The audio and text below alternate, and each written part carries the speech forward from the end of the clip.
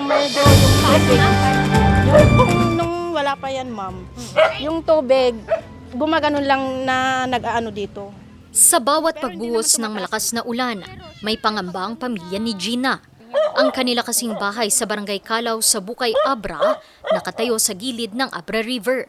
Siyempre, ma'am, natatakot kasi lalo na paggabi. Okay lang kung umaga, tanghali, ganun. Lalo na doon, ma'am, natanggalan ng lupa doon.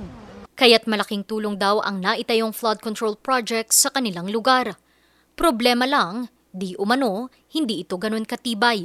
Yung last na malaking tubig, ma'am, gumanyan talaga siya. Parte ito ng higit 137 million pesos na flood control project. October 2025 pa dapat tapos ang proyekto, pero hanggang ngayon, nasa 75.64% finished pa lamang ito base sa DPWH Transparency Portal. Proyekto ito ng MG Samidan Constructions. Sa ipinadalang mensahe ng kontraktor sa news team, sinabi niyang nagpapatuloy pa rin ang pagtapos at pagsasaayos ng kanilang mga flood control project. Nagkaroon din daw ng delay sa completion ng mga ito dahil sa ilang hindi inaasahang pangyayari. Isa lamang ito sa 74 na flood control at drainage project na nai-award sa MG Samidan Constructions mula 2022 hanggang 2025. At isa lamang din ito sa 51 na proyekto nila na hindi pa naaabot ang 100% completion kung pagbabasihan ang nasa portal ng DPWH. Bukod sa kanilang mga proyekto, may 69 na flood control projects pa sa probinsya na nai-award naman sa ibang mga kontraktor.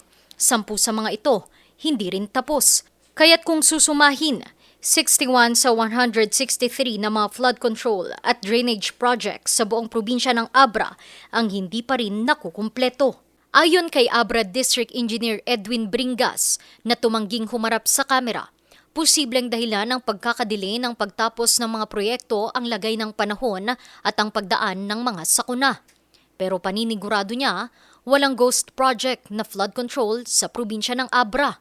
Hindi rin daw ibig sabihin na ghost project ang mga nasa 0% completed pa lamang sa portal dahil lang ilan, hindi pa lamang nakukumpleto ang mga dokumento kaya't hindi pa na-update ang portal.